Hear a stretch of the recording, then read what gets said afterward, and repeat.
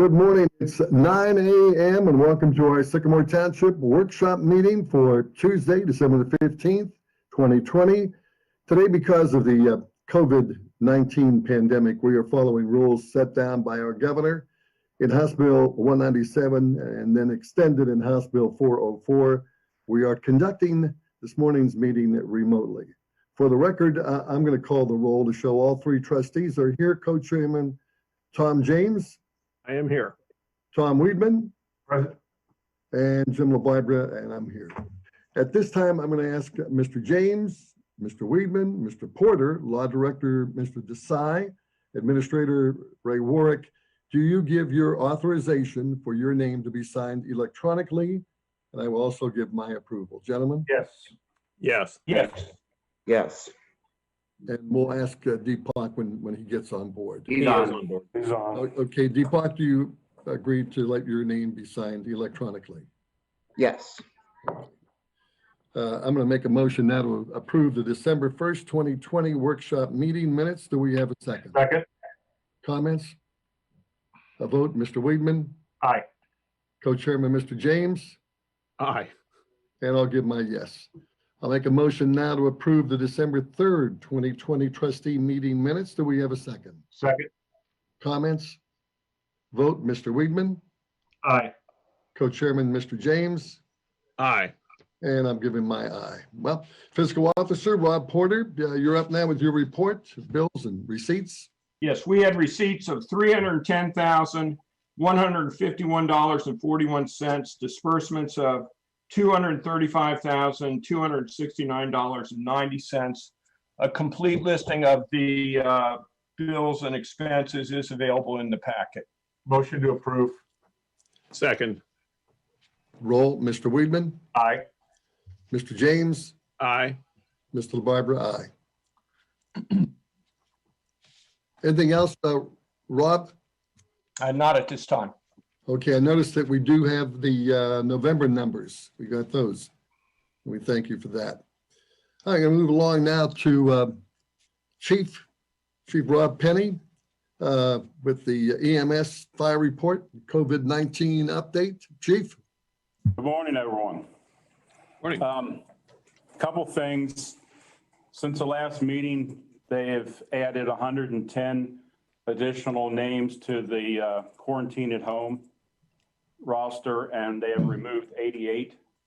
So that's continuing to go up and down.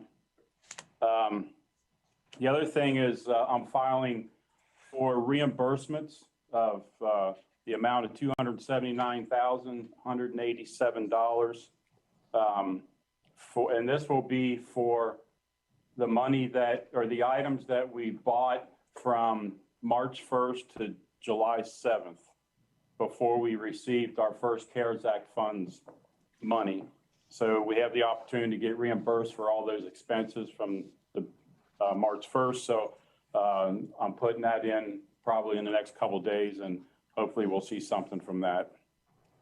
The other thing is the document pickup signs have been in. They are posted on the buildings with the phone number for the township. So if anyone needs assistance with getting a document brought out to their car, they can call that number and we'll make every arrangement we can to get it out there to them.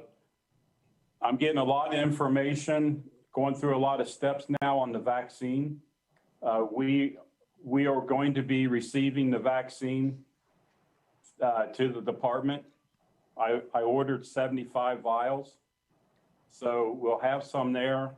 And I had to go out and purchase a little mini refrigerator that had a temperature gauge on it.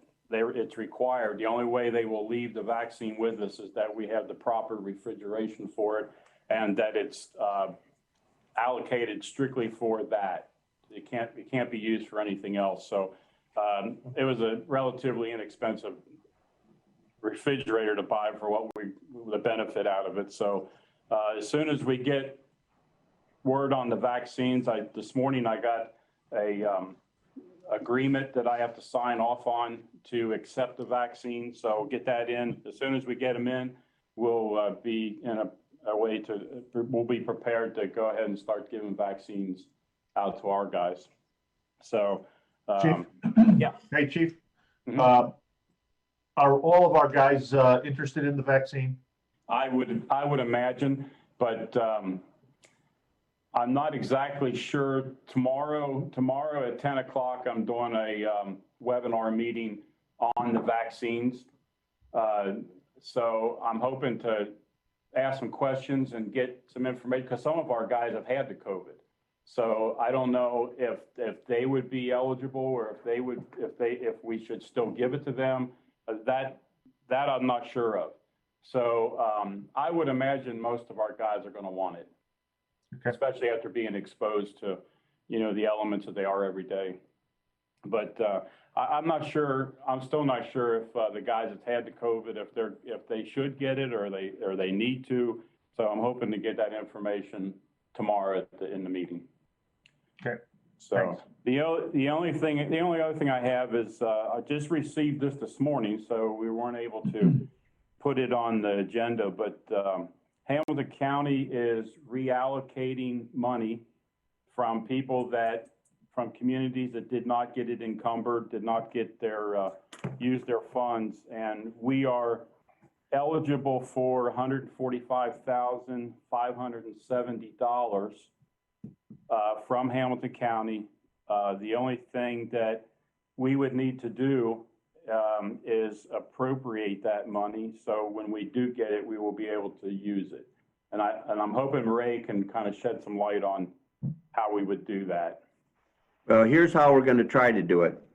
I'm going to just quickly doing the math. This came in at 9 o'clock last night, and I'm not sure we fully understand it, but I don't think there'll be any harm to appropriate this 145,570, and we'll do that in the. We already have a resolution with the amendment for 2020 appropriations, and so I'll do the math, and when we get to that resolution,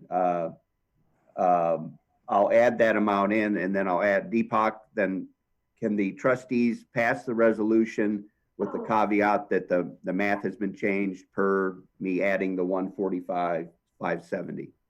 Yeah, I mean, what we could do is after we do the reading of the title, we could do a motion to amend the resolution to add that amount to it. And then once that, and then we of course need to pass the motion to amend, but once that's passed, we can then go ahead and pass the resolution like normal. Okay, well, let's plan on doing that when we get to that resolution in the annual stack. From what I got out of the email from the county is that Congress is working on trying to extend the deadline date from December 30th to into 2021, but they have not done that yet. They're hoping that they do, but that's yet to be determined. If they do, that'll help us out tremendously. If not, we're going to have some scrambling to do. Well, I don't know how they're going to do it before December 30th. They're not even in Washington. They were supposed to do a vote on it this week, but I don't know if that's going to happen or if they're even going to vote to do that. But keep in mind that the residual money that we have left over at the end of the quarter here, we are able to use it for payroll. And so we can take that money down through payroll if we're done buying stuff with it. So this county money that you learned about last night, does this have the end of year restriction on it right now, or is that good? It does. Yes, it does. And that was one of the things in the email that they were trying to get it extended, but right now it does have the December 30th deadline on it. Okay. So it's not been easy trying to juggle that we spend it, but not overspend it and do it within a 30-day with invoices in our hands and the whole bit. So it's quite a task. Chief, thanks a lot. Anything else? That's it. Thank you. Wait, Okay, hold on, let me ask I'm sorry, about that Tom, go too. ahead. I assume we're going to find something to spend this on, but if we don't, is there an opportunity to sub-grant it to some other organization or government entity in need if they had the time to do it? Yeah, but we're running out of it. There'd have to be an extension for us to even entertain that, Tom. Okay. There's just simply not time. Yeah. But in the meantime, we can draw the rest of them funds out through payroll. Okay. Okay, roads, maintenance, recreation report, road superintendent, Tracy Kellums. I see where we have our Parks and Rec Director, Jason Petty with you today. Yes, Jason's going to Likely- talk about the park Hey, rules Trace. updates. Trace, one thing, hey, it looks like the monument sign out front is coming along. It's getting close. Looking good. The brickwork is done, it looks good. Just waiting for the letters to be attached. So, yeah, Looks they good. got some good weather and came out and took care of that. So I think it's gonna look good. They did a nice job. So Jason's here this morning to talk about the park rules updates and the Parks and Recreation survey. The only thing about the updates, I've talked to Deepak. We had originally asked for Section 8 to be removed. I've gotten back in touch with Deepak about rewriting Section 8, just removing the part about firearms. There's more in Section 8 than just firearms. There's fireworks, there's archery. So Deepak is still going to put that together for us. So we're not quite ready to adopt that, but we will be at probably the first meeting in January, just so you know before Jason tells you about everything. So do you guys have a copy of the rules that were updated? Yeah. The updated rules? I'll put them on the screen. Okay. So in the new rules that we went through, I have amended in December 4th, 2020. Once Skylar has it up, any changes that were made, I have highlighted. Which I believe the first change would be in Section 6. And then a lot of these are not major. Some of them are just rewording of the way that it was originally on there. Some of the majority of them, Section 7 was a request from the advisory committee meeting. Section 9 about park fires, how fires can be used in the parks with except just the grills. Section 10, animals, pet owners shall not bring pets into playground areas. And the difference is some of them were just add-ins, some of them were just changed. Disorderly conduct in Section 13. No person shall pilot a drone recklessly or in a manner to inconvenience their surrounding community. And then the Section 15 was the section that we had changed so that people would be able to use alcohol in the parks with the permission of the trustees. If we wanted to have a fundraiser, if an organization wanted to have a fundraiser in a park that was not only Bechtold, I think the way that it was written before was that you could only have alcohol in the parks if you were able to rent a shelter or a pavilion. So the way that I have it on here is that with the, if you have an athletic field that you want to rent, that you could also have alcohol with that, but that would still be with the permission of the trustees. So if somebody wanted to have an event in the park, I would get the permit, I would still bring it to you. You would have to vote or, you know, approve it or not to whether they could have that permit. So if you guys are okay with that, I can have it processed and, or if you have any questions or. I'm okay with that. I have no problem, no questions. I do have a few problems with this. I'm not sure if this is ready to go yet, I suppose. As to the alcoholic beverages, I think we're being unnecessarily restrictive there in light of the fact that there are other laws about disorderly conduct that would apply if someone gets out of hand. I think if someone wants to go and have a picnic on the field in the park and bring a few beers along, if they're not otherwise disorderly, they're not giving it to minors, things like that, I don't have a problem with them bringing it into the park, frankly. And I think we're restricting that here still. by saying they can't be consumed without written permission through one of these permits. I don't know that we need to regulate it that tightly. We haven't had a problem, and I don't think that's just because we have rules like this, because the people who would create problems aren't necessarily going to follow the rules anyway. So maybe we're being unnecessarily restrictive with that. Another thought, the disorderly conduct provisions as to drones, there's a error there. The word manner should be M-A-N-N-E-R instead of M-A-N-O-R. Just a few grammar tweaks, so that should probably be, or in a manner which inconveniences the surrounding community. Section 9 about fires is inconsistent. If we could turn up to that.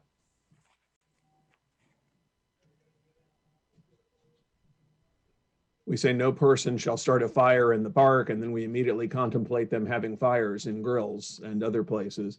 I think we should probably say no person shall start an unauthorized fire within a park, maybe outside of a grill, something like that. Okay.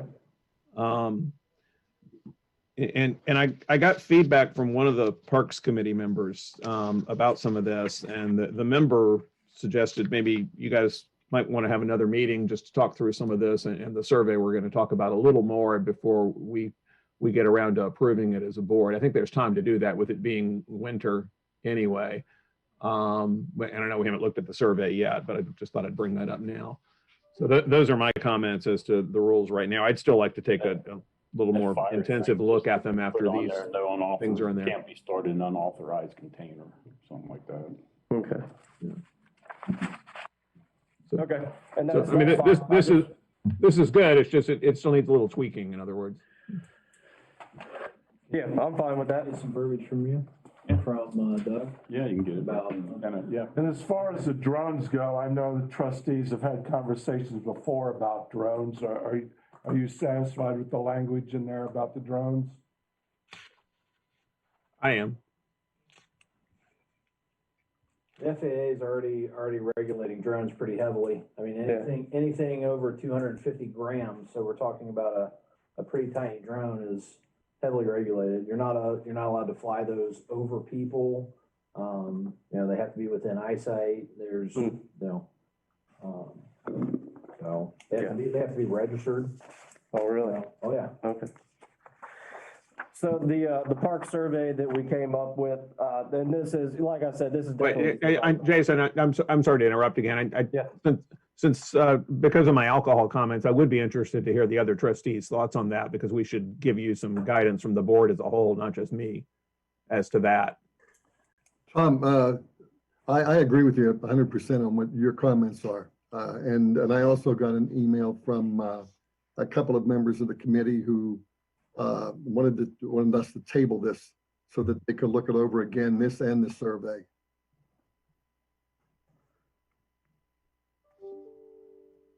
On the alcohol, I'm okay with the existing language, but I will yield to you two if you choose to change it. Okay.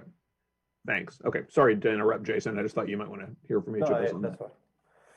So the park survey that we have is definitely still just a rough draft.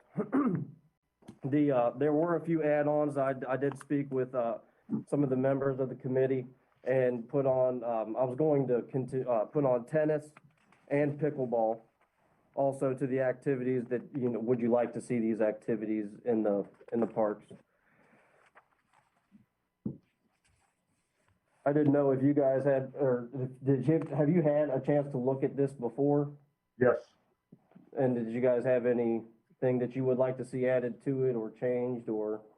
How do we plan to get this out to the public? We were gonna put it on the township website. We were gonna put it on Facebook, our Facebook page.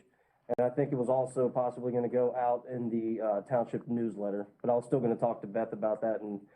And once we really found out, you know, what the survey was going to be, once we had a final, I think I was gonna try to figure out the best ways to get it out. You mean a link in the newsletter to go back to the website to look at this, to fill this out? Is that correct? I believe so, yeah. And then I think Tom, this is Beth. I'm listening in, and I can refer people to the website maybe in the print newsletter, but what I was really thinking of doing is doing the survey through Constant Contact. I believe I can set one up through Constant Contact, which is the what we're using to do our monthly email newsletter. Okay. So I can send it to everyone who's on that subscriber list via their email, and then also put a link to it on social media and the website. Okay. Yeah, that's a great idea. We could Great put idea. a QR code in the township newsletter.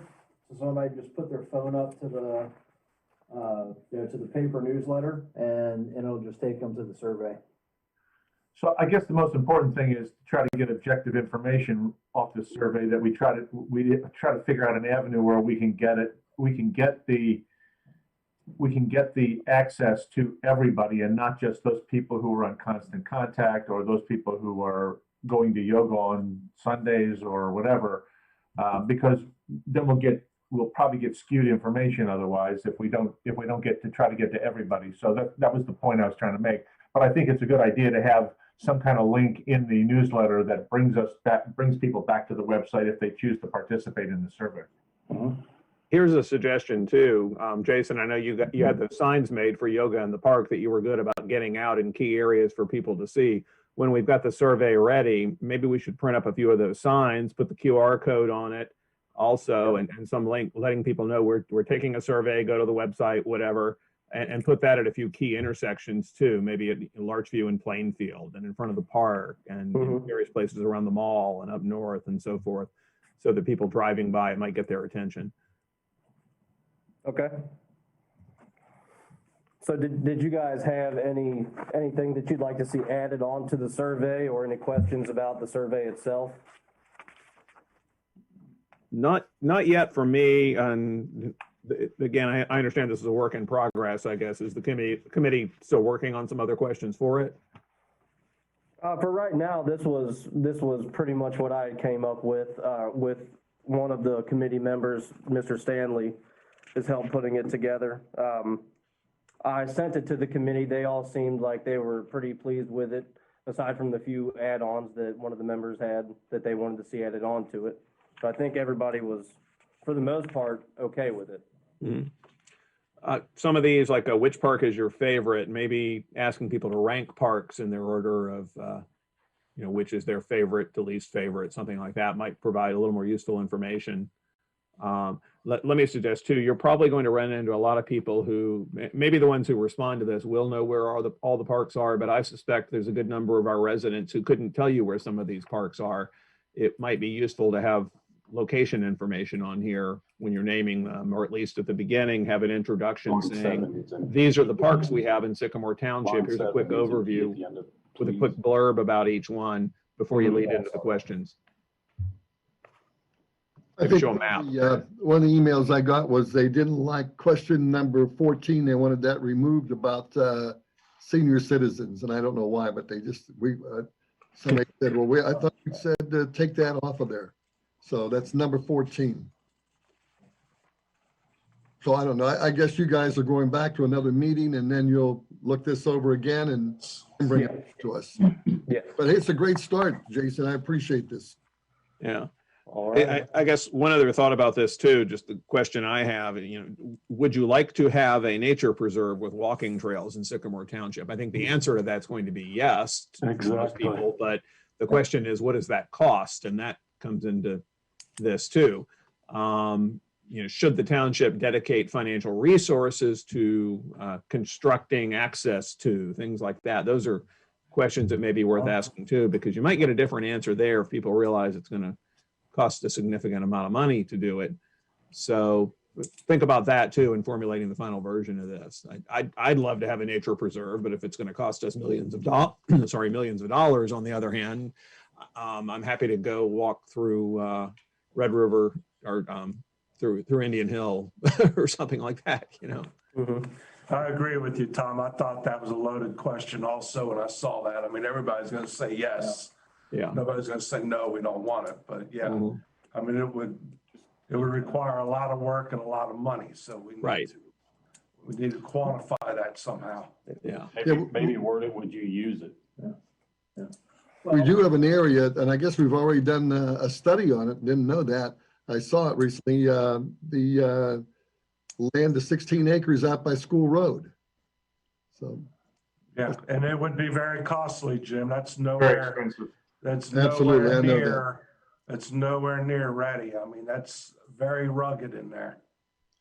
When I It's gonna talked be to a very couple of members of the costly. Parks Board, I said, when you look at a project like that, take it in pieces. It doesn't have to all be done at one time. You can do, one trail, a short trail, or a couple of benches on that. So that's something we may want to look at down the line.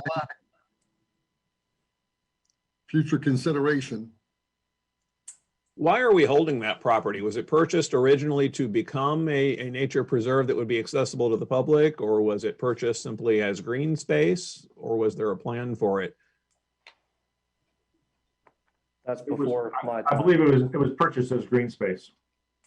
There was no real plan for it, although I think we had a study done to look at putting trails in there. There was a lot of opposition from the residents who lived near there that they didn't want people showing up and walking around close to their homes.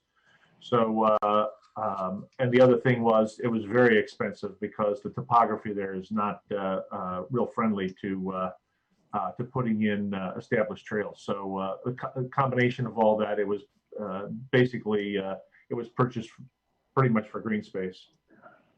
I think there's also a blue line stream in there. So Yeah. there's a riparian buffer that we'd have to be wary of. We get the Army Corps of Engineers involved and everything else.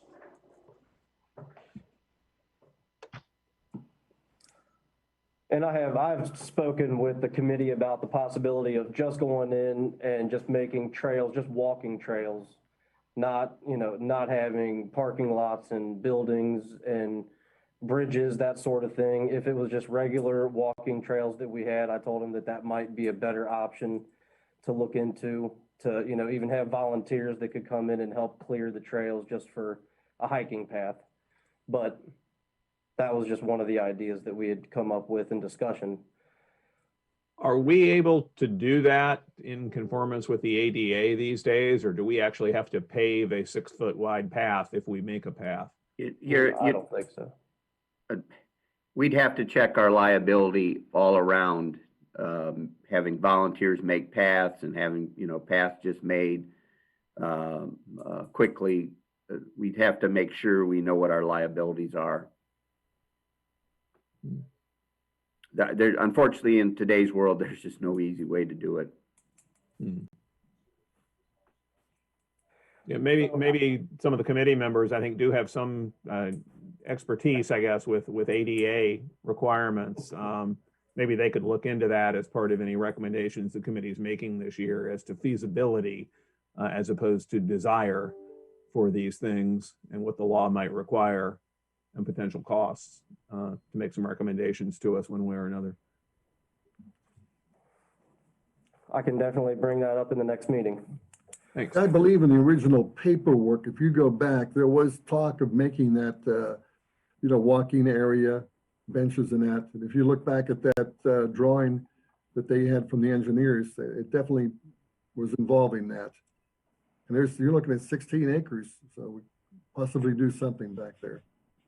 But you guys can kick that around. Jason, anything else? I guess we're going to table voting on these two things. Yeah, so the last thing I have is the invoicing for 2020's athletic fields. The totals were $14,837.50. And to date, $6,652.50 has been paid. So I still have quite a few invoices still out.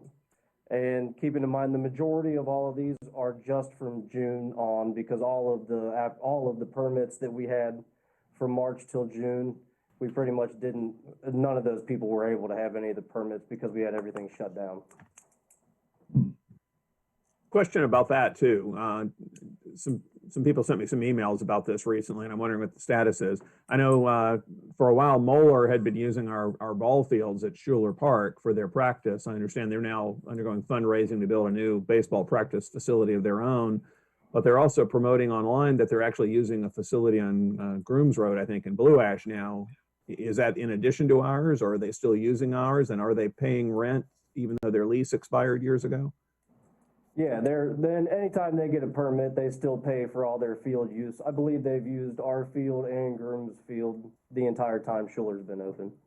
Because they have several different, they have their junior varsity, they have several different teams that are all playing at the same time. Okay, thanks. So Jason, they are paying, they have been paying us? Yeah, Okay, yeah. Now, this year, they had a permit that they didn't actually get to even use because of COVID. So this year, they had a permit that just didn't, they never got to use it. okay, any other questions for Jason? Questions for Tracy? Thank you, guys. We're gonna move Wait, on. wait, Tracy, did you have any more? Yes, I do have a couple of things. I haven't even given my report yet. Oh, I'm sorry, Tracy. I'm sorry. Can we take the park rules off the screen too? So leaf season is over. That's always a welcome day in Sycamore Township. So yesterday was the last day. Final round was made of every household in the township yesterday. Every leaf that was on the streets yesterday was picked up. So those trucks are being torn down as we speak. Also, we have a Zoom meeting tomorrow at 3 o'clock for the CDBG, the grant for the restaurant COVID relief. So we'll be finding out more about that. So I'll report back to you after that. We'll know more after tomorrow at 3 o'clock. But that's another thing where they're pushing right up to the deadline. I don't know how we're supposed to get this done this fast after talking to them on this late in the year. Building construction continues. We're looking for Thursday, right, Ray? Yes, Thursday. It's always Thursday. The only other thing I have is we've been talking about the Taco Bell. After looking at that and giving that a closer look, I would agree it is in pretty rough condition. And without, it's with nobody being in there, it's really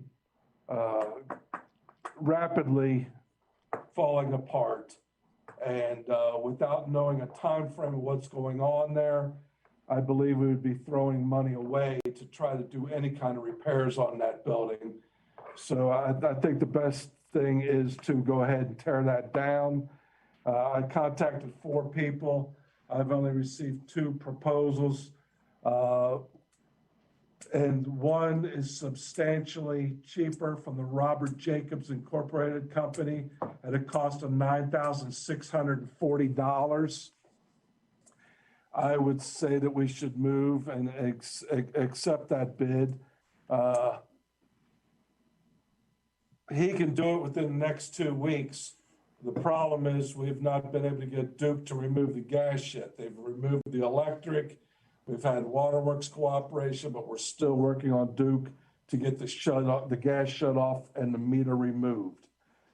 We have a PO that we can use to do that this year. But if it's not done this year, we'll have to come back to you for an encumbrance on this.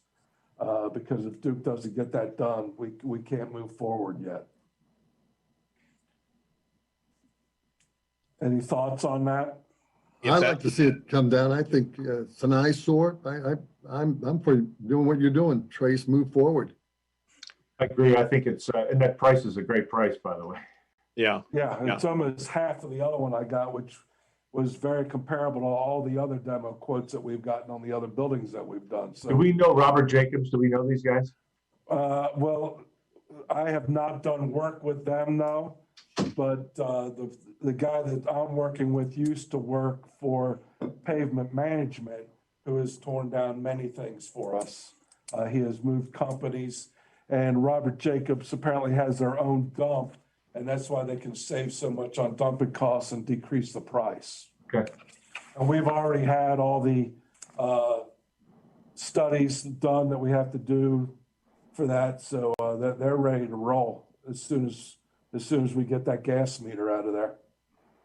I think it's a good idea too. What will their tear down entail? The building will be gone. Will that leave a slab in the parking lot, or what will be left behind?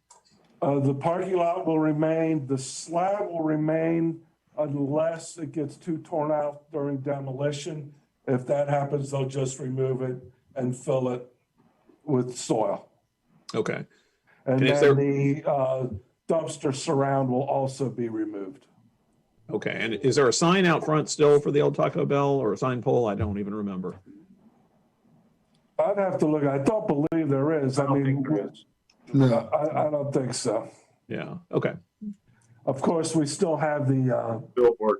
the billboard still on that property, but that's not coming down. Right. Okay. Do you need a motion to proceed with this, or how do we? Yes, please. I move that we proceed with demolition of the Taco Bell, accepting the bid that Tracy proposed from Robert Jacobs Construction in the amount of $9,640. Second. Second. Vote, Mr. Weedman, Aye. Mr. James, Aye. Mr. LaBarbera, aye. Okay.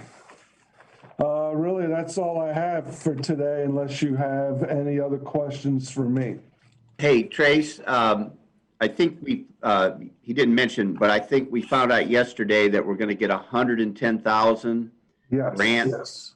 Thank that- you for bringing that up. Yeah. Yeah, to do Bechtold Park. We asked for 140, and it looks like they've earmarked 110. So That's for that'll the be playground. right. Who's that grant from? What do you call those funds? The funds that we never thought we could qualify I for. believe that's a CDBG grant. Yeah. Is it? Okay. Oh, and another thing is, one of our projects rated very well, for a retaining wall that has collapsed, in one of our creek lines for OBWC grants. It really looks like that we're gonna get funding on that. Grant, that's great. Very good. Is that, where's that retaining wall? Is that Dillonville? That is in Dillonville at the corner of Gualata and Donegal. Got you.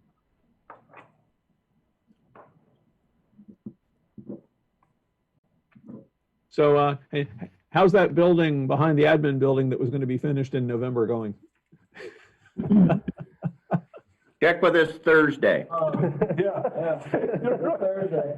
Some Thursday, Tom. It'll be done some Thursday. Okay.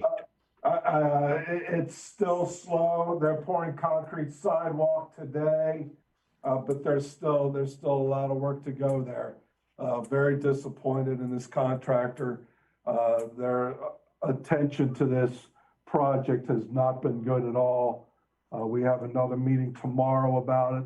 We'll be talking about this again. As you know, we had a couple gorgeous days last week. There wasn't a soul on site. Oh, man. Okay. You were looking at financial penalties in the contract, I know, and having stern conversations with them. Is there anything we need to poke them with? Well, there is, we are in discussions with that, with the engineer also, because, you have your original completion, substantial completion date. You also have days added for weather. You have days added for delays that were beyond their control from Duke, which is still going on because Duke still hasn't tied the gas line in. So there's still no heat. So since there's no heat, we can't turn water on. I saw somebody out front today, so that gas main may actually be being tapped today if we're lucky. Because if we can get that, we can certainly move forward with some other stuff. We did get our tanks moved for our brine. We got all the product moved. We got our brine machine hooked up, but we can't complete it without water either. We can't turn the water on without gas for heat. So we're waiting on Duke. So obviously, unfortunately, those kind of claims give them extra days, even though there's nothing else being done on the job. Yeah. So We have we a are- snowfall we're up in the- predicted. So we are up in the air of a substantial completion date. We're working with the architect on that right now, and we will be having more discussions about that tomorrow. Okay. We have a snowfall predicted for tomorrow. It looks like it's going to be less than they were saying originally here, but that brings to mind, is any of this going to affect our snow removal operations? It will not. All right. It Very will good. not. We are ready to go. Thanks, Trace. Yeah, we were talking November for that to be done. Yeah, well, their original date was the end of September. September. Yeah. Scott is our planning and zoning administrator. We make an indoor skating rink out of that place. Scott, I gotta say, last night was a busy night for you guys. That was a busy night, went much smoother and faster than I thought it would, so I'll count my blessings, I suppose. Can you I'll use that as recap, a what's that? Scott, can you recap that for us to give everybody an update on what happened last night, those who didn't see it? Yeah, just about to. Last night we heard 3 cases. 2 of them were on 8760 Montgomery Road. The first one, 2020-07Z, was a zone change application to go from B, single-family residential, to D, multifamily.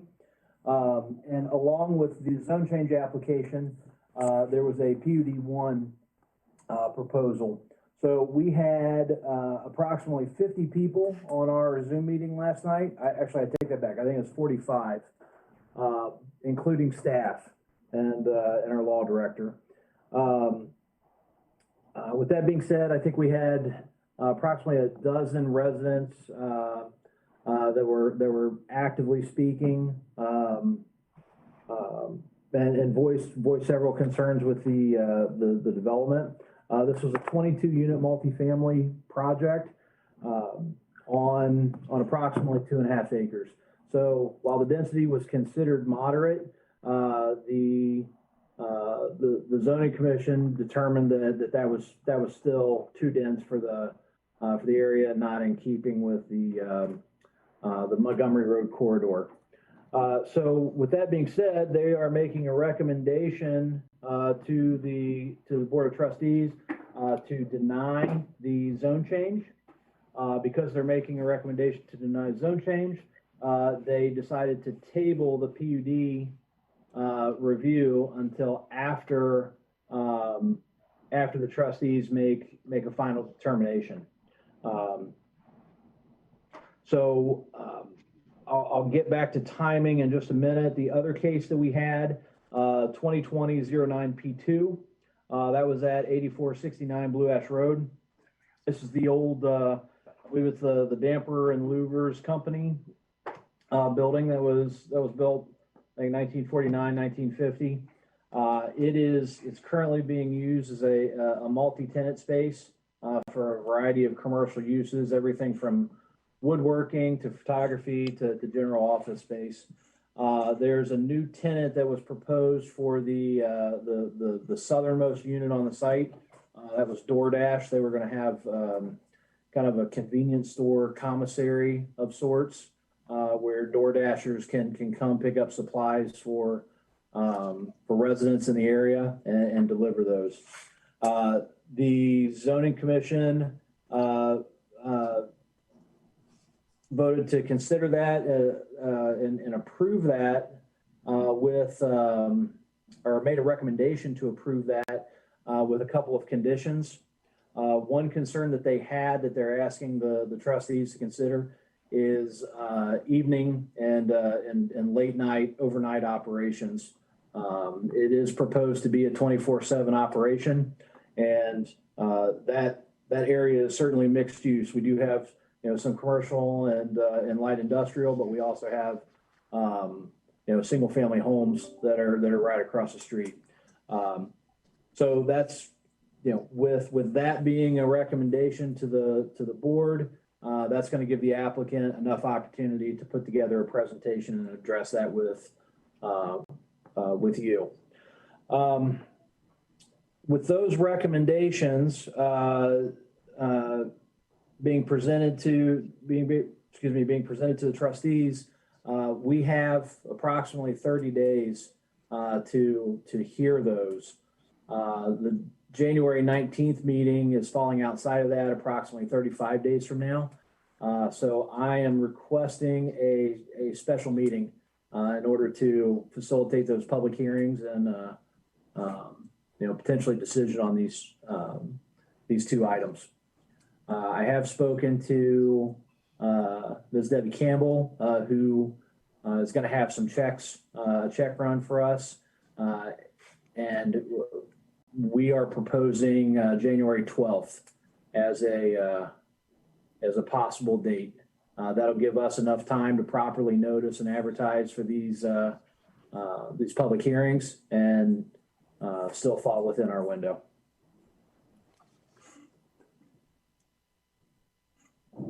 That works for me. And we could do that by Zoom, is that correct, Skylar? Yes, sir. And that also works for me. I'm fine. I'm good with that. All right. With that being said, I'll move on to the agenda items. Of course, I don't have it in front of me. Is it the alternate first, or is it the unexpired terms? Thank you. Okay. I have 3 zoning volunteers who have expiring terms. All of them are interested in staying on. The first 2 are from Zoning Commission. We have a regular member, Ann Flanagan. And then we have alternate Bill Swanson. Both are expiring at the end of this year.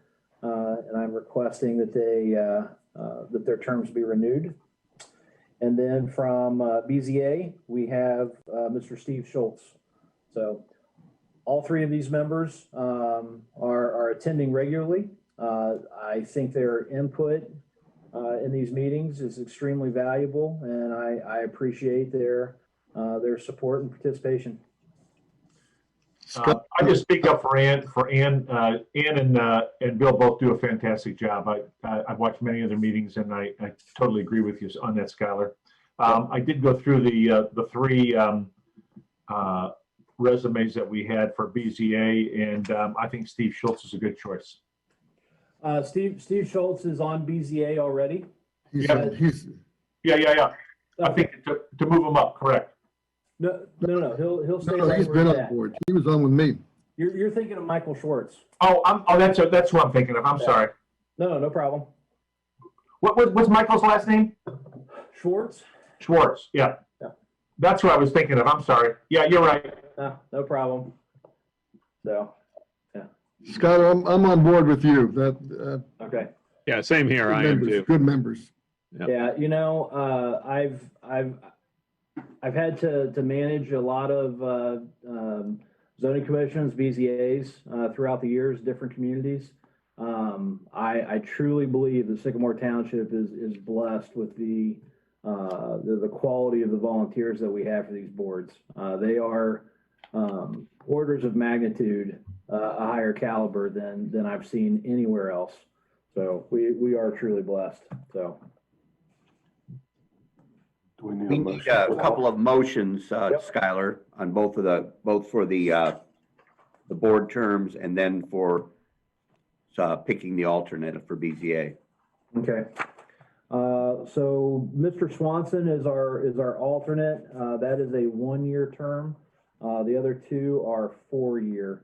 So I'm just asking for reappointment to new terms. I'll make a motion to reappoint Ann Flanagan for a 4-year term to the Planning and Zoning Commission. I'll second that. Vote, Mr. Weedman? Aye.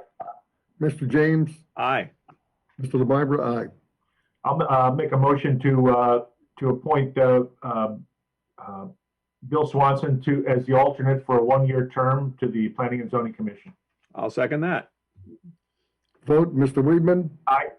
Mr. James? Aye. Mr. LaBarbera? Aye. And I will make a motion to reappoint Steve Schultz to the BZA for an additional 4-year term. I'll second that.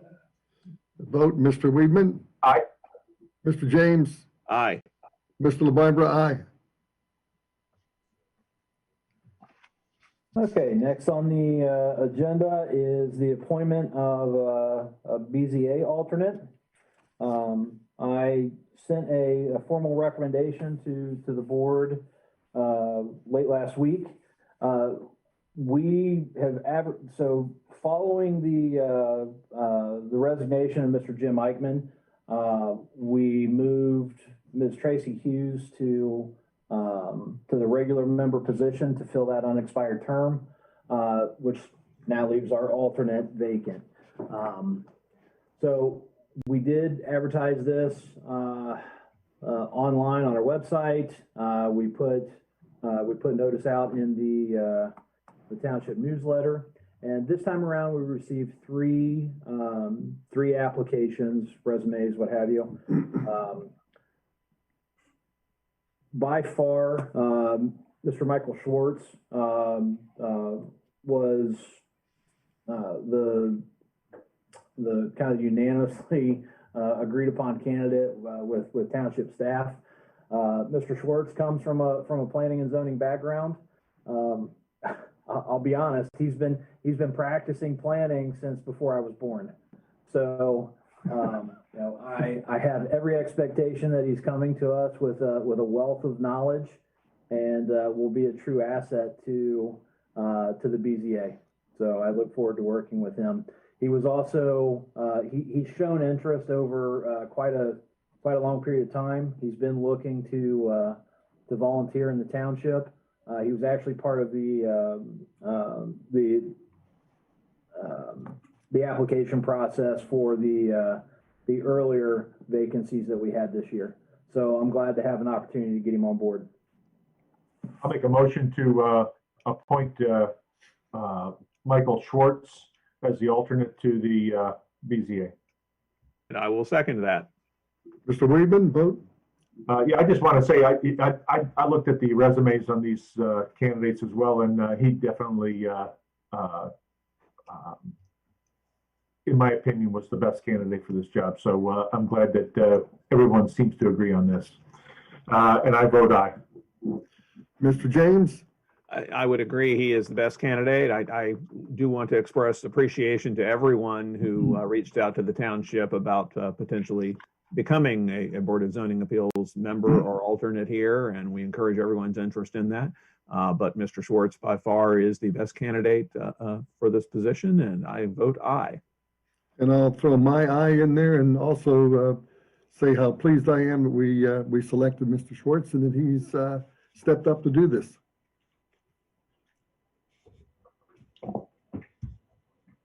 Okay. All right, so unfortunately, we have some nuisance vehicle resolutions to get through for the end of the year. I've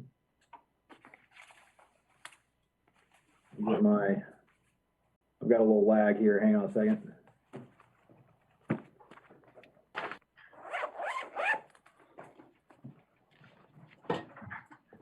So the first one is for junk motor vehicle in Sycamore Township at, actually, excuse me, let me see here. Just the one on, there we go. 8564 Plainfield Lane. This is, let me see, is this our ATV on a trailer? So we received complaints about the illegal storage of a side-by-side ATV on a trailer. They can fix this. It needs to either be stored indoors, in the rear yard, or on a padded on a concrete or asphalt pad in their rear yard. Right now, it's just not in conformance. So we'll work with these guys, but so far we haven't had any cooperation. So, and we have received complaints from the surrounding area. You said we haven't gotten any cooperation. Have we contacted them though, or attempted to, and gotten no response at all? Or No response. We've reached out numerous ways. We do send letters. We'll put a business card on their door. No, we'll try and go to the house, just knock, but, we're not receiving any response yet. So.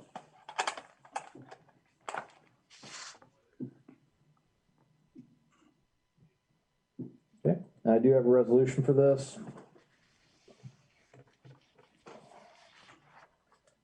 If I can get my laptop to move. There we go. Is there any more questions before I read the resolution?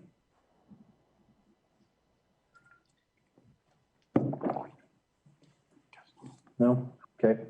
Then I have a resolution providing for the removal of junk motor vehicle in Sycamore Township, Hamilton County, and the proper disposal, storage, and impoundment of motor vehicle by implementing the procedure set forth in Sycamore Township Resolution number 2012-14 and sections 505.173, 505.85, and 505.871 of the Ohio Revised Code. Motion? Second. Mr. Weedman, Aye. Mr. James, Aye. Mr. LaBarbera, aye. All right, next vehicle is at 4552 Sycamore Road. Again, we've been receiving complaints on this.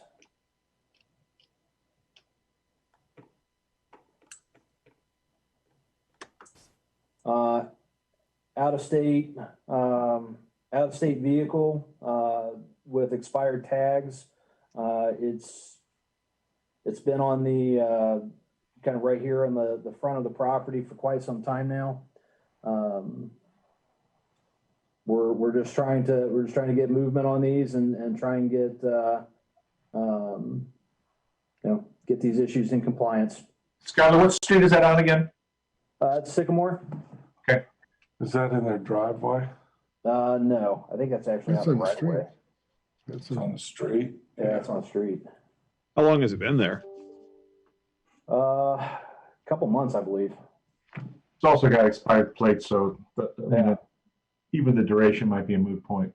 Yeah, but even as to that, we need to keep in mind these days, a lot of states have extended expiration of things on tags and licenses because of COVID-19. So I wouldn't want that to be our only basis, because that could be a problem if the expiration was just August of 2020. That may potentially be expired. Is it apparently inoperable? Based on what Kevin have seen out in the field, yes. Okay. Have we had any communication with these people? No, we've tried noticing, but no response. Okay. And we know that hasn't moved? It hasn't moved based on what we've observed. It's always in the same spot. So the owner in that house, we don't know for sure if that's his or her car? We don't even know if it's their house, which may be why we haven't received any comment from them.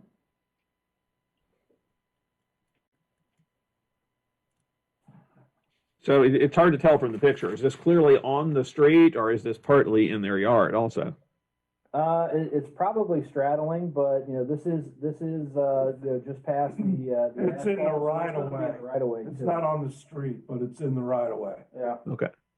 Yeah. The driver's side tire might be on the property line. Deepak, let me ask you, on both of these, I mean, do these fit?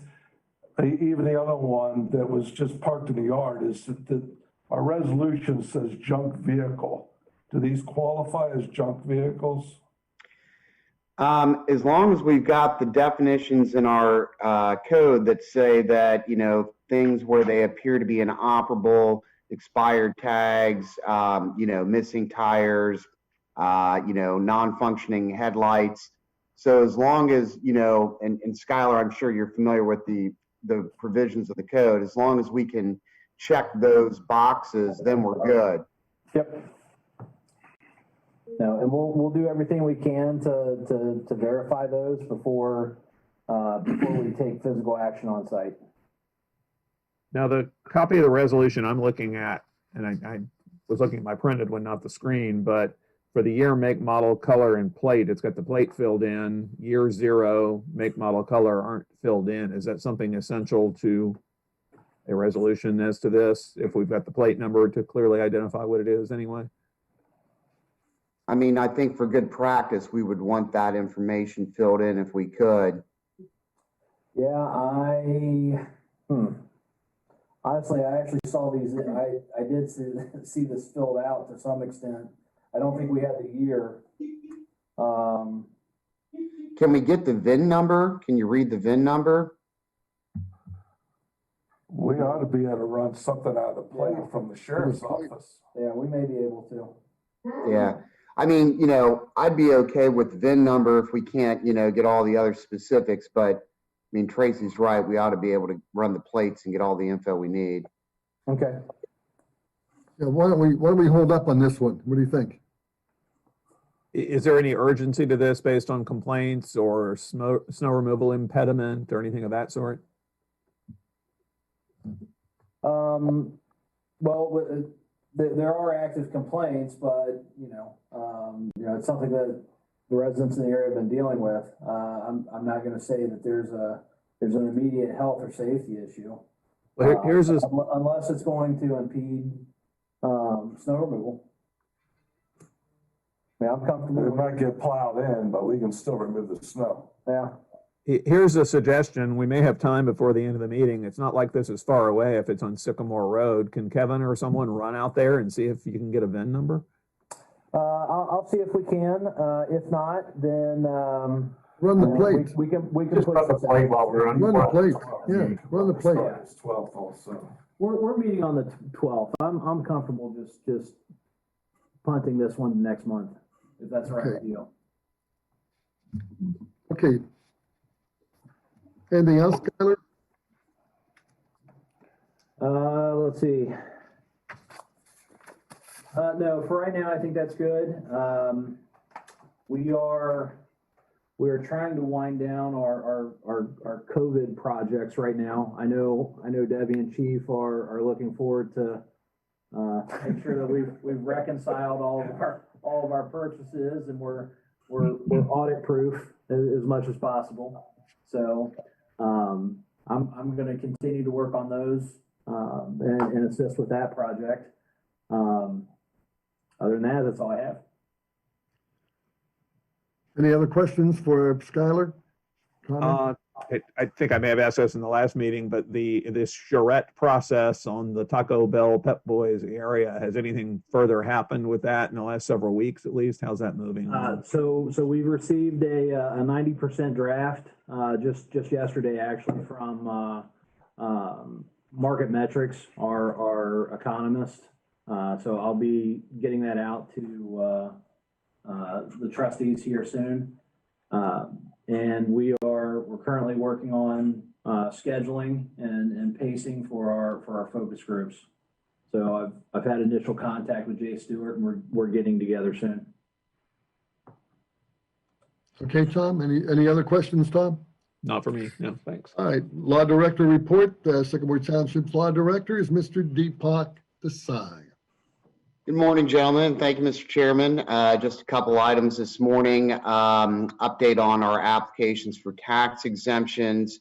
We were able to work with Ray and Tracy to distill the list down. Basically, there are 3 properties that we are applying for.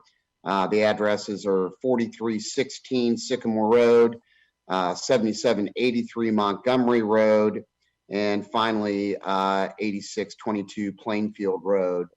So 2 of the properties are properties that were added to parks, and the Montgomery Road property is the one that's currently being used by the maintenance department as an equipment storage facility.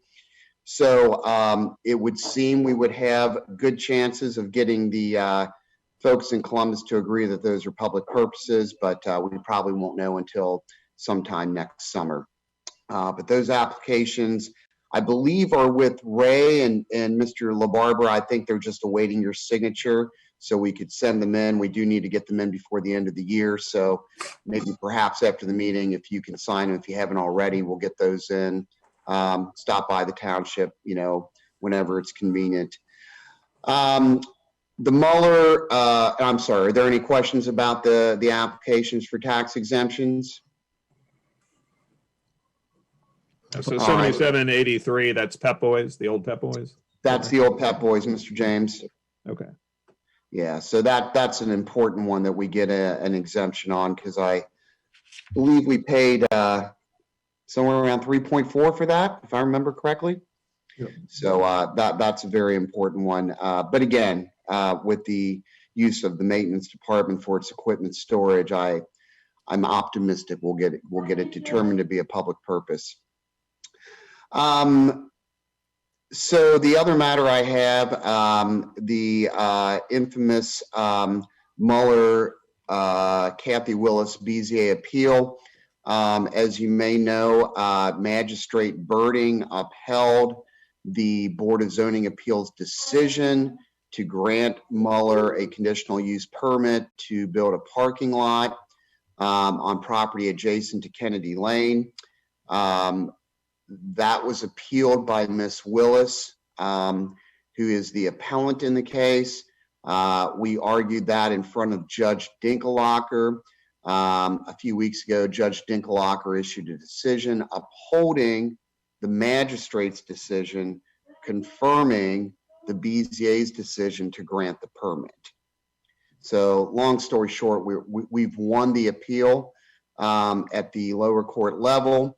I believe it's tomorrow that the 30-day appeal period for Ms. Willis to take it to the Court of Appeals runs.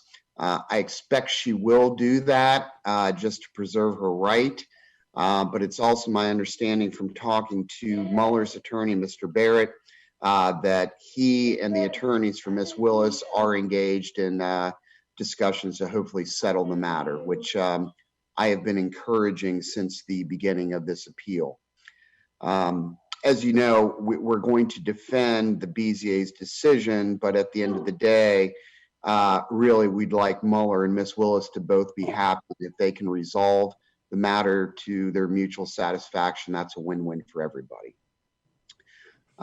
Any questions about the Mueller case? All righty. The third item we're going to talk about in executive session, but that has to do with the Deer Park Auto motion for contempt that we filed recently. And then the fourth item I have on my list, I just wanted to bring to the trustees' attention.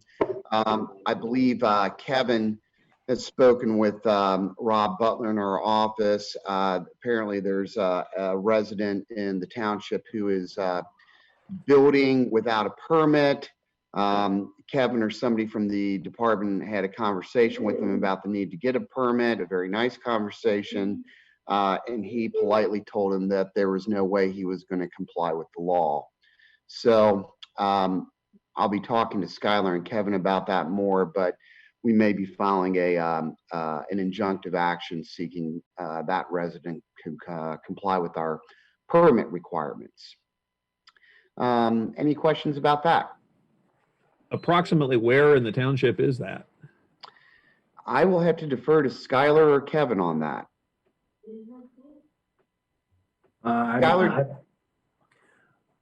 Which one are we talking about? The Deer Park? So Kevin contacted Rob Butler about a gentleman who was building without a permit. That's on Judd. So we've actually had a very long run with this gentleman. He's actually had resolutions against him this year. Brian Haig. Yeah. We've posted notice. He's just absolutely refusing to comply or work with the same way. Actually, I have a copy of a very maybe not very profane, but a very adamant rebuttal from this gentleman.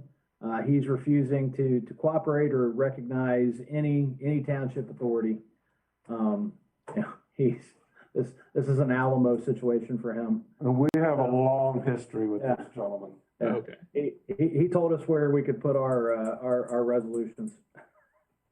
So, Oh, my. we're gonna have to, unfortunately, we're gonna have to escalate this one and move forward. Yeah, so Skylar, I think Mr. Butler in my office is all ready to, get things filed. If maybe Kevin or you could just, circle back with him as early as possible. He'll, I think he's looking for some information to put in the complaint and some documentation to attach, and we'll get that all fired up. Good, we've been waiting on this one, so looking forward to it. We'll set up a meeting. Sounds like it's going to be interesting. Hey, Park, if I may ask, why aren't you doing this instead of Rob Butler? Why is Rob Butler doing this one? Rob has done it for years for the township. He's very efficient at it, and kind of my approach to it was, if it ain't broke, don't fix it. Rob does this for me for other jurisdictions as well. It's just something he's efficient at doing. If the township would prefer me to handle it personally, I will, but I have the utmost confidence and faith in Rob, and I think Kevin and Skylar feel comfortable reaching out to him directly.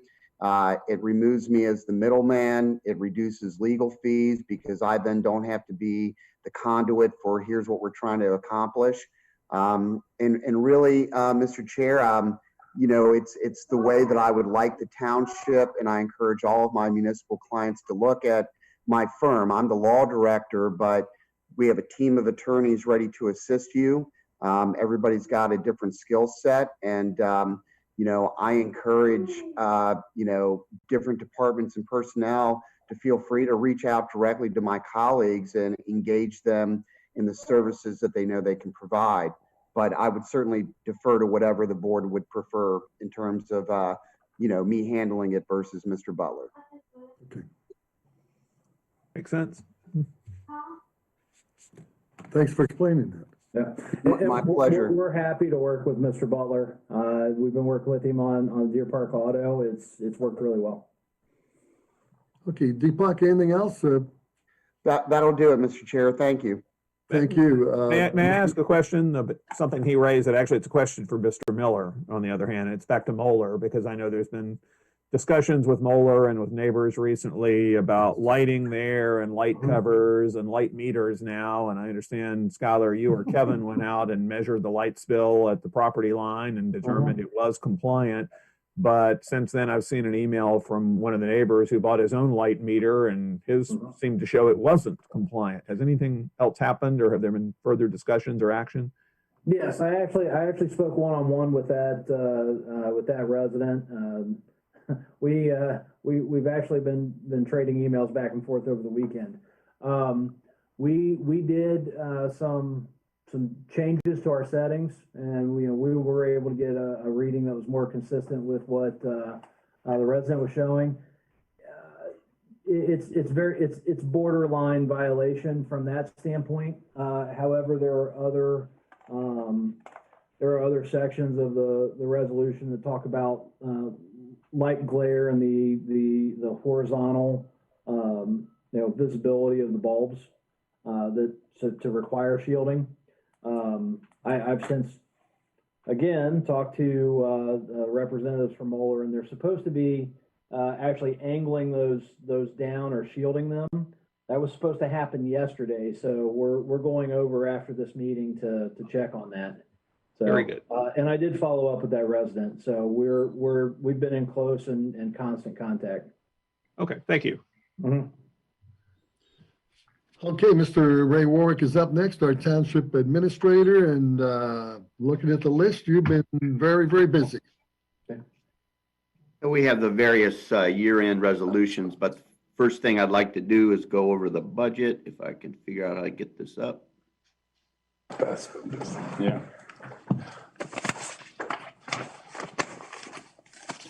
Can you all see that?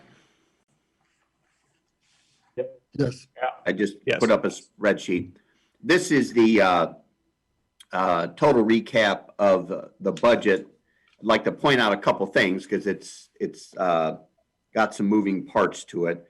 The main thing that we do with the resolution to approve the appropriations for the year follows the column that says expenses. But we formatted this in a way to watch our balances and kind of see where we were going to stand. So the opening balance in the first column, those balances are really from, I think, like mid-November. Obviously, those change every day, and we won't have the official opening balance for 2021 until January 1st. So at that time, we'll start to report from the real balance. But I put those in there as we went through our budgeting exercise, just to kind of get make sure we weren't going to what the effect on the balances was going to be. When we get to January 1st, some of those balances will be lower, some may be a little higher. I don't know. The revenues in the next column, those make up the levy revenues, which are the exact amounts that were certified by the county when you did the tax budget in July. So those numbers are in there exactly from the county. And then we have various other, fees and fees and fines, like in the EMS ambulance charges and those kinds of things that come in over the course of the year.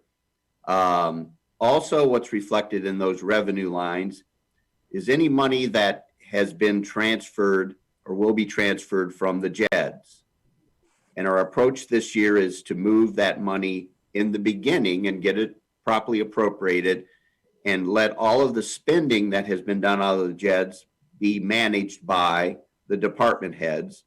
And in this case, it's mainly Tracy and Chief Penny, and then administration. That's where most of the monies are spent.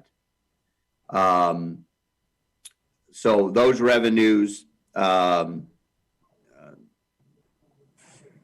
aren't dead certain, of course. We don't know what the tax collection comes to exactly, but I think it's pretty close, and we've been pretty close on those kind of revenues. But the revenue line is inflated because we move money from the JEDs, so that when you look at the JED expenses, what's reflected there is not only some expenses that might be spent right in a JED zone, which there's some of that spending occurs there, but most of their expenses shown here have been transferred to departments.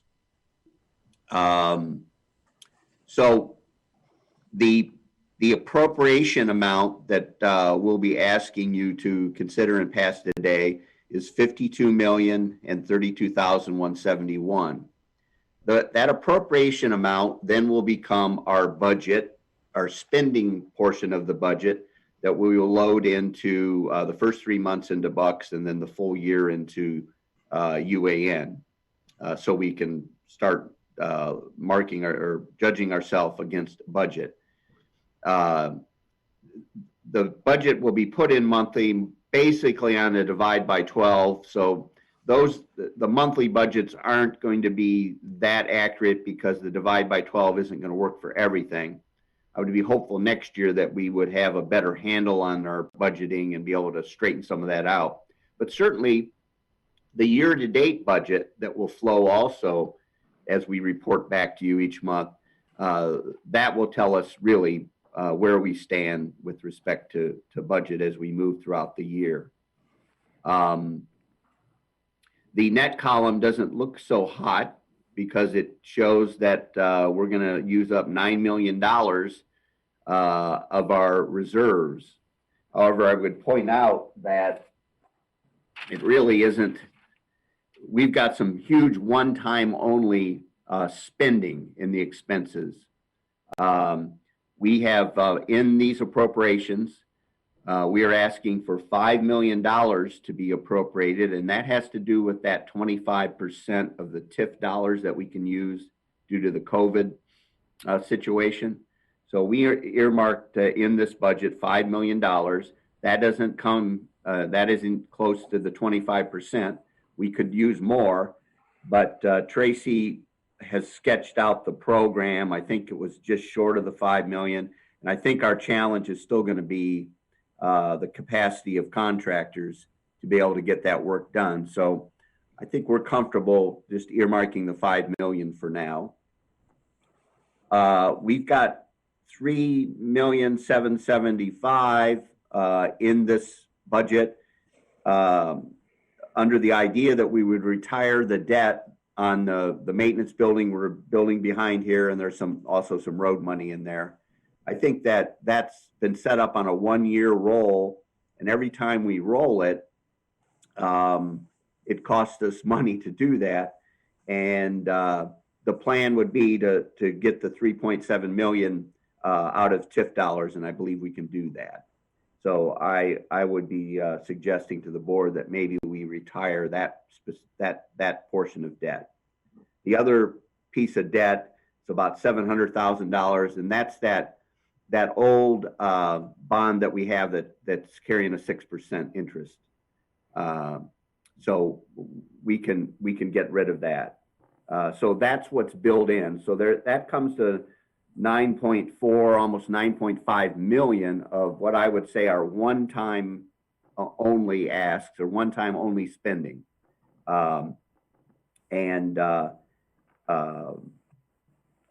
Even if you agree to appropriate those amounts today, of course, no action would be taken on any of that spending. We would still, for various reasons, be coming back to the board for final approval, certainly to retire debt. And also, as Tracy has the projects laid out against the 5 million. So the board will have ample time to make judgments against that money as we move forward. The area that we have to watch the closest is the amount of money that's coming out of the JEDs, because we use that for operating funds. And so this year, instead of us finding out at the end of the year what happened, because we've had this pattern where we kind of run everything negative, and then Mark Hurst comes in December and puts it all back together. So we've got the picture now in front of us of if things ran like they did in a couple prior years and according to trend and all that, it doesn't look like a very good year. And what we're going to endeavor to do is work very hard as a team to really get a handle on what our spending should be and do some good old-fashioned belt tightening. And we're going to call on everybody to help us with that. Obviously, one prong of that this year was to try to work down that deficit in our health insurance pool, since we're self-insured. So we're going to be very watchful of spending, and we're probably going to be bugging people about it all year to try to figure out exactly what level of spending we need. The other thing that we'll probably be talking to you about throughout the year is the use of TIF funds for things that would, if we use the TIF fund to do something that would lower operating costs. And I'll give us the simple example is this: we have a couple of pretty old fire trucks, and one of them I think is out for service or just was, and the maintenance bill on that was about 20 grand. Now, maybe that's not much, on a $600,000 fire engine, but this is an older fire engine, and it likely has these kind of maintenance bills all the time. Those maintenance bills obviously are paid through operating funds, and we're putting pressure on those operating funds, especially out of the JEDs, and we still have plenty of TIF money that could be applied to those things. So that's another thing that we would want to be talking to you about throughout the year. I think that's everything I wanted to tell you about this. I did send you all of the detail of all the backup to all these lines, so you can see how we built it. And like I say, what you're going to approve is kind of an upper level, which is attached to the resolution we'll look at here, because you want to leave the detail to the administration and the department heads, so that, you know, we're able to move money around in those funds, because that naturally is going to happen without having to come to the board every time to do that. Of course, anytime we change, we have to transfer from fund to fund or ask for more to be appropriated. Of course, we have to come to you. Any questions?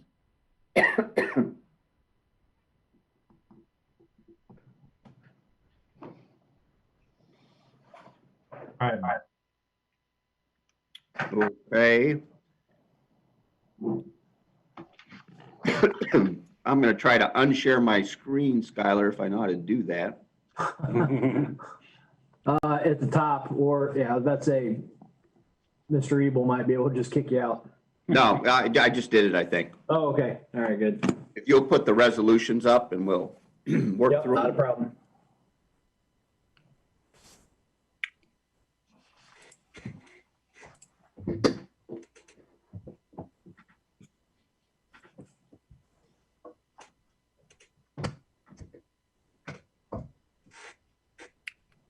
This is the one adopting the spending that I just reviewed with you. And attached is the all the numbers that reflect the level that the board will approve. And the grand total, the 52,032,171, that's the same number I showed you in our budget. So the resolution reads, a resolution adopting appropriations for calendar year 2021 and dispensing with a second reading. Motion. Second. Mr. Weedman, Aye. Mr. James, I'm voting aye. I do want to note that I'm hoping next year we can, to the extent feasible, convey some of this information to the public a little earlier before the end of the year if we can. And I do want to make that point. I know this year has been a year of some changes and so forth, but let's see if we can endeavor to do some of that next year. But I vote aye. and I'll make a comment, Mr. Warwick, thank you so much for doing this, because we, Yes. in my years as a trustee, we haven't seen this kind of a presentation, and I vote aye. Okay, next resolution. This is an annual thing, CLOUT. That's the Coalition of Large Urban Townships, which we are one. They always ask for a separate resolution. What's CLOUT? CLOUT cost us $200 a year, but they like a separate resolution. Resolution reads, a resolution authorizing membership in the Coalition of Large Ohio Urban Townships and dispensing with a second reading. Motion. Second. Vote, Mr. Weedman, Aye. Mr. James, Aye. Mr. LaBarbera, aye. Thank you.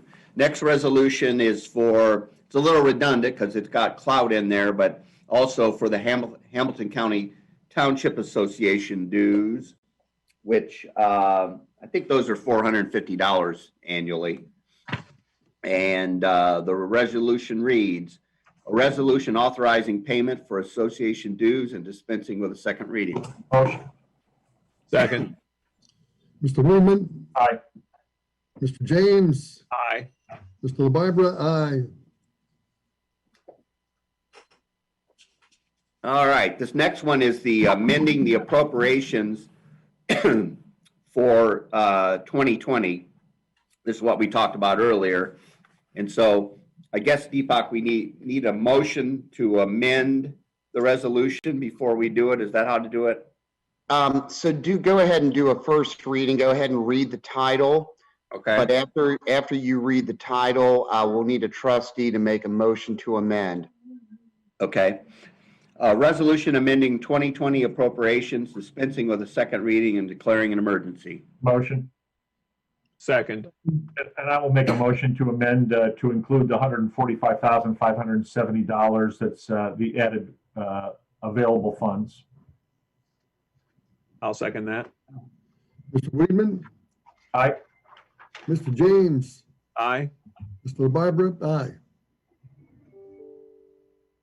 And then Okay, we'll need to do a motion to We'll get it. adopt. I'll make a motion to adopt. I'll second. Mr. Weedman, Aye. Mr. James, Aye. Mr. LaBarbera, aye. Thank you.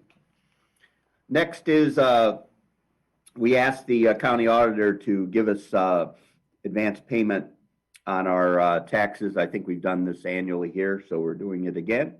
The resolution reads, a resolution requesting the county auditor to make advance payments of taxes and dispensing with a second reading.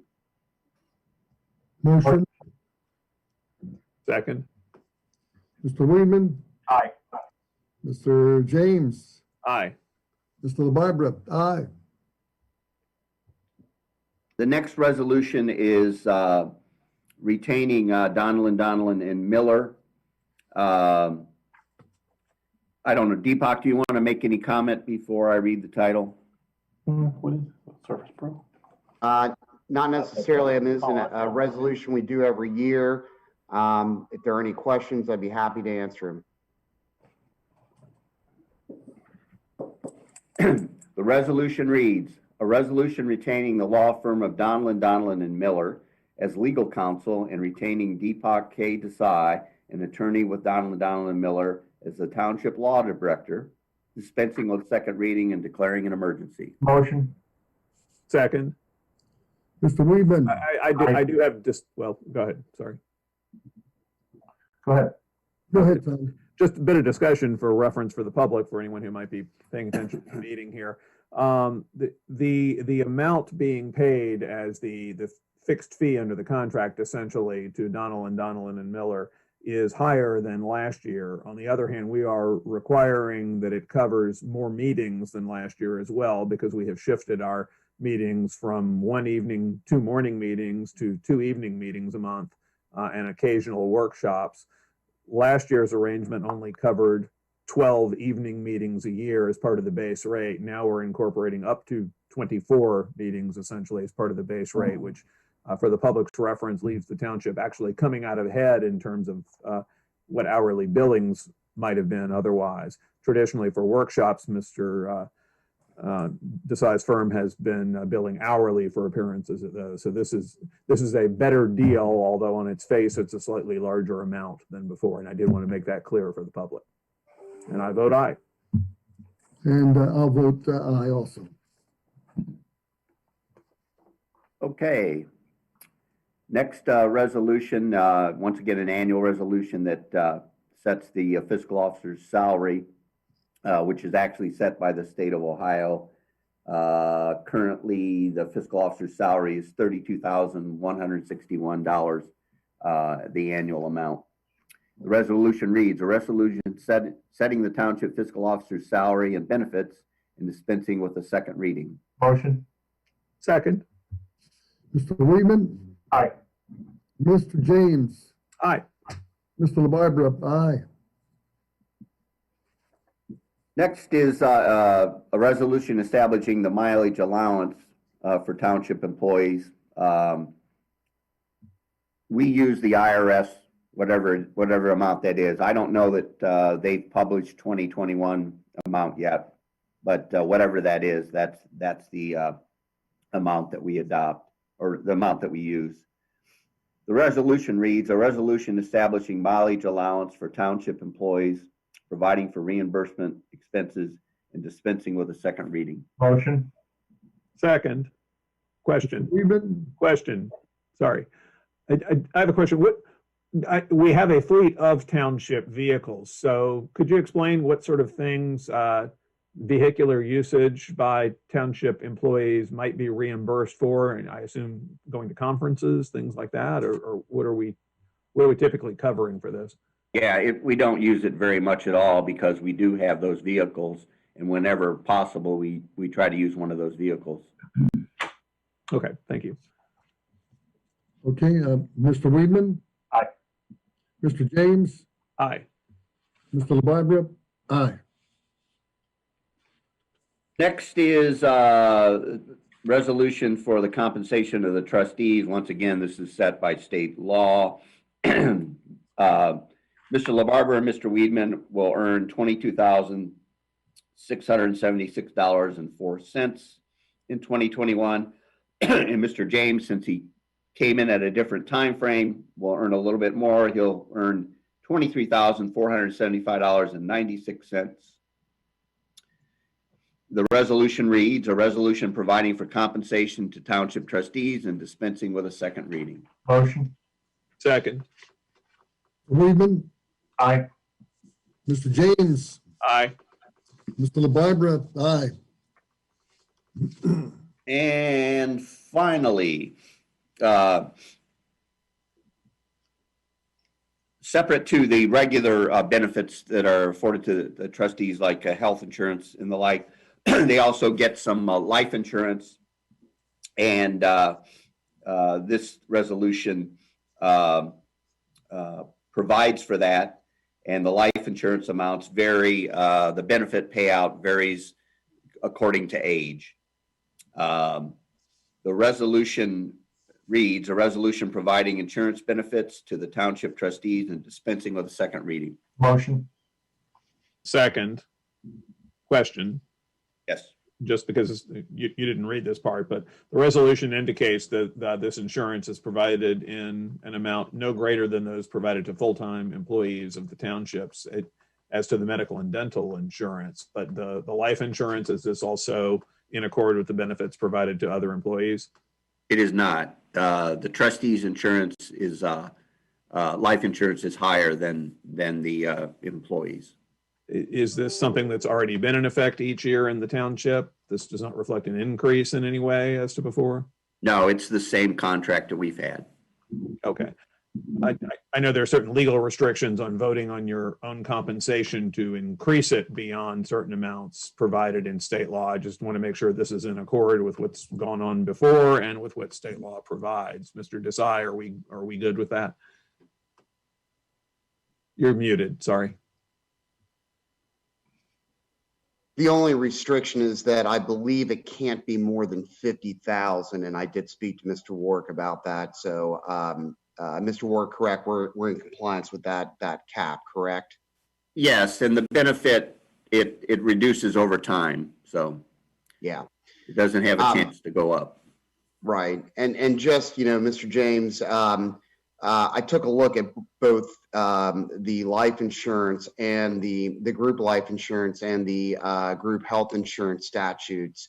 The uniformity requirement is only there with the group health insurance. It's not there with the group life insurance. So, I heard you expressing some thoughts about that. So that is also in keeping with the statute and Ohio law. Why are we providing life insurance for trustees? It's authorized under the Ohio Revised Code. If there's a policy decision that the trustees want to make where they don't want that to be provided, that's certainly within your authority to do that. But Title V is rather sparse, and it does call out specific things, and it does talk about life insurance being available, not just for the trustees, but for all township employees. So it's one of those statutorily authorized benefits that can be provided to employees and township officials. But certainly the trustees can make any policy decision they want about that. They're not required to do it. All right, but we are providing group life insurance to all employees, albeit in different amounts. Is that the case? Yes. Okay. I'm not going to make waves about it this year, but like to take a look at this going forward, I suppose. And as employees, we can even buy supplemental insurance under that plan. Right, that I understand. So, okay. All right, thank you. Okay, vote. Mr. Weedman? Aye. Mr. James? Mr. James? I'll vote aye. And Mr. LaBarbera? And you notice it's based on age. Aye. Okay. Okay, the only other thing, we are going to have by Zoom our annual records commission meeting Thursday at 3:00. And chairman of the board and the fiscal officer will be there, as well as myself, Deb Campbell, and Beth. Okay. It'll be Zoom, and if any other people want to look in, they're welcome to. I think I'd like to join in, actually. All right. Anything else, Ray? Well, quick question, is that required to be a public meeting? Is that a public meeting? Is it open to the public, in other words? Yes. Is it required? Yeah, I didn't think it was, but it is. Okay. All right. Unfortunately, I've been involved in some in the past that we didn't do it that way. So Not here. no, not here. Okay. So Zoom, are we also live streaming this on Vimeo and then archiving it on YouTube? We can. I think we should in this environment. If it's a public meeting, we should follow our practice of how we're doing our public meetings and stream it out. I know there's a cost involved in doing that, but I think that's worthwhile. Okay. I agree with Mr. James. Good. That's It's all I not a have. very stimulating meeting, but it is important. It's where we establish our records retention policy and all those type of things. So it is important, although I would recommend a good stiff cup of coffee before you start that meeting. Well, usually it doesn't last very long, so. Right. Maybe 3 minutes. If we could prominently publish our records policy, maybe just in the list of updated documents or in the meeting notice on the website too, so people have a link to it in advance in case they do want to see it. Probably no one will watch, as you're all noting, but I think that's a good practice. So. Okay, are you finished? I am finished. Thank you. Busy schedule. Trustee items, Mr. Weedman. I really don't have much. As you probably are aware that the vaccine is now rolling out. I know that down at EMA, we have three large freezers. 2 of them are for the Moderna and 1 is for the Pfizer, which keeps them at different temperatures. Hopefully we will continue to get significantly larger amount of vaccine available in the future here for Hamilton County. The only other thing I want to do is wish all of our residents a very Merry Christmas and a happy and safe holiday season. And hopefully we have a better year in 2021 than 2020 has proven to be. So I wish everybody a Merry Christmas. Mr. James? Well, so this is our last regular meeting of the year. I'll just say in my first year in office, it's been a very interesting year, surprising in many ways as to all sorts of things that have happened in the world, but it's been a pleasure serving the public here. I wish everybody a Merry Christmas, Happy Hanukkah, Happy Holidays to all the other holidays that fall in this holiday season also. And I hope all stay safe and you're able to spend some time with family, whether in person or over Zoom or however else. I'd like to thank our great staff in the township for all the hard work they've done this year and our leaf crew for getting all the leaves up and finishing up that yesterday. Now they get to turn to snow and mess with the wet, messy stuff too. But thanks to everything, all that our great staff does here too. Thank you. And I did want to share this and to go on the record with this. One of my wife's nurses, my wife Sally's nurses at the OHC department at Jewish Hospital, her name is Nicole Fitch McIntosh, was recently hit by a car that she was walking in the crosswalk from the medical buildings where the nurses park. And there she was walking across the walk to Jewish Hospital on East Galbraith Road. She missed work. She was out of work for a day. And in researching this, they said, well, you know, you're not alone. And there were 3 others that have been hit in that same location. One was taken to the ER. They have near misses on a daily basis there, according to Nicole and the nurses. And the problem is the cars coming out of the medical building, the parking lot, the medical building, have a green light, and they can turn left, they can turn right. Well, if they turn left at that same time, the nurses get the walk light to walk across the street to the hospital, and that's caused a problem. Now, I passed this on. I had some misinformation, passed it on to Tracy Kellums and Steve. I thank Tracy for following through with it, and Steve.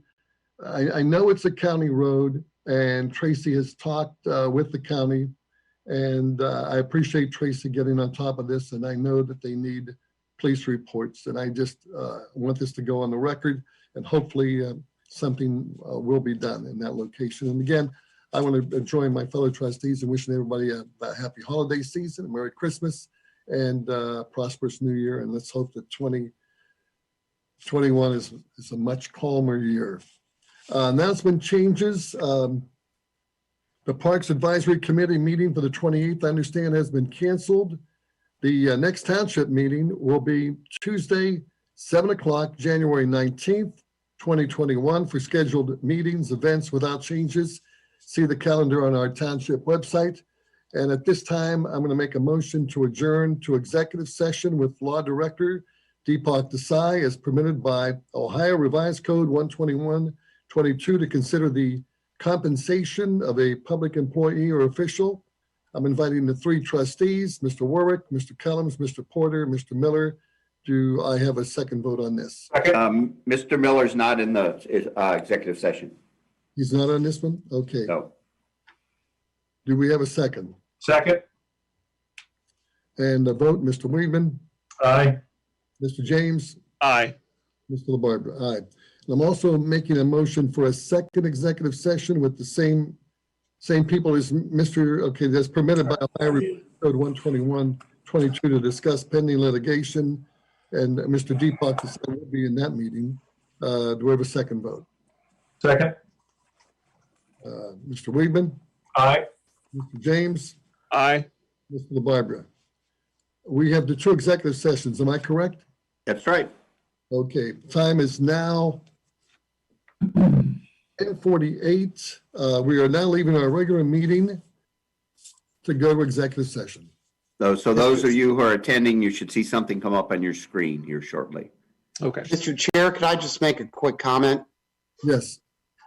So yes, we are doing 2 executive sessions, and we are permitted under the Ohio Sunshine Law to go into executive session for any one of the matters, and we can combine them, which is what we are doing. So we're going to have our executive session with a combined discussion about compensation and pending litigation.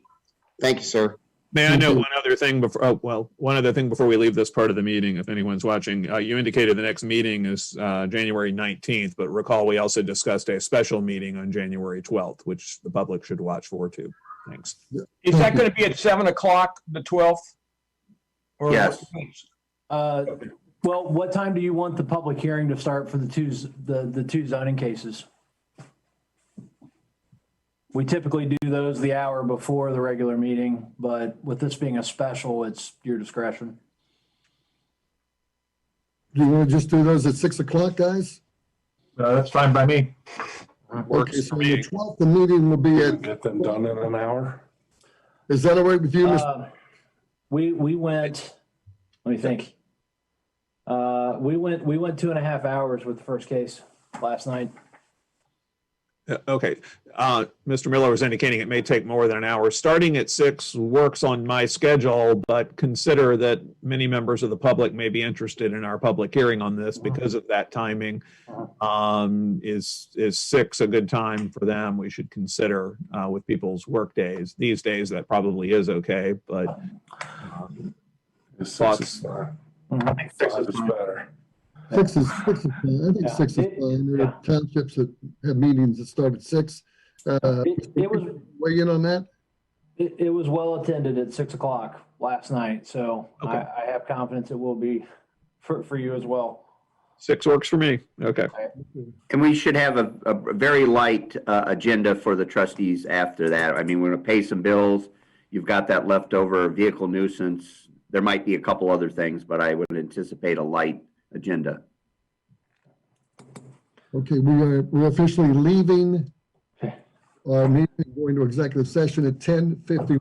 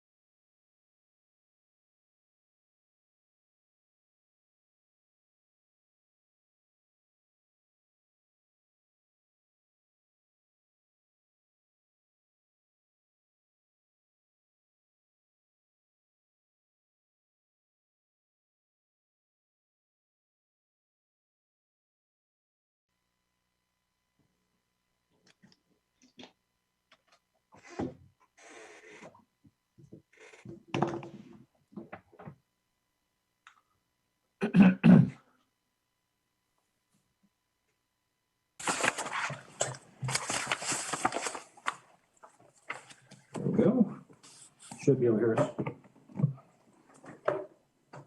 us.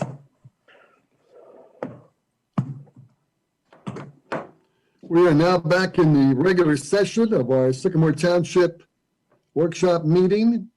Time is now 11:41.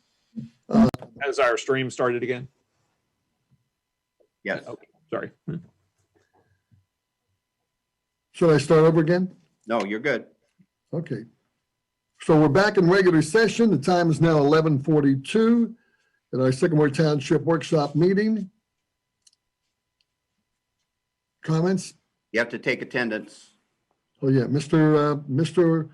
Weedman, Present. Mr. James, I'm here. Mr. LaBarbera, and I'm here, present. I'd like to make a motion that we approve the settlement in the Deer Park Auto case at $8,000, and we amend the existing agreement to $15,000 per violation. Second. Comments, vote? Just to be clear, this is a settlement already on the table to which we are agreeing, correct, Mr. Desai? This is a settlement proposal from the defendant, correct? Okay. Okay, vote, Mr. Weedman, Aye. Mr. James, Aye. Mr. LaBarbera, aye. Do we have I'm gonna make a motion to adjourn. Do we have a second? No. Oh, We gotta- we- No, no, no, Oh, wait, no, no, We've no, got no, no. the salaries. Can you see those? No. Hold on a second.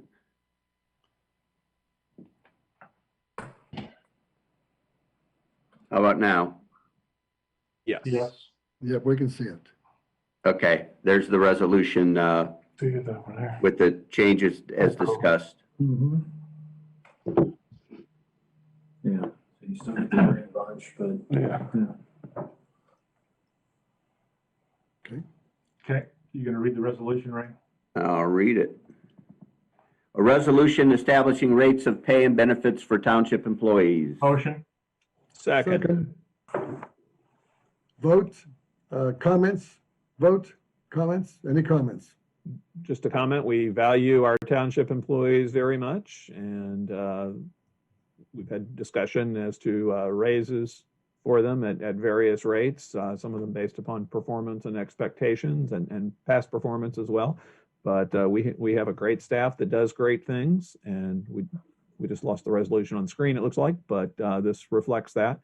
And so let's move forward. I would reiterate that we're very grateful for the great staff we have. They do a fantastic job. Always answer with a smile, never a question, and they do a super job. So I want to thank them for the great job that they do. And I'll join in and thank them also. Wonderful job. Appreciate your cooperation. And votes, Mr. Weedman, Aye. Mr. James, Aye. Barbara, aye. All right, I'll make a motion to adjourn. Second? All in favor, say aye. Aye. Stay safe, stay healthy. Merry Christmas, happy holidays, and a happy New Year, everybody. Bye-bye. Same to you guys.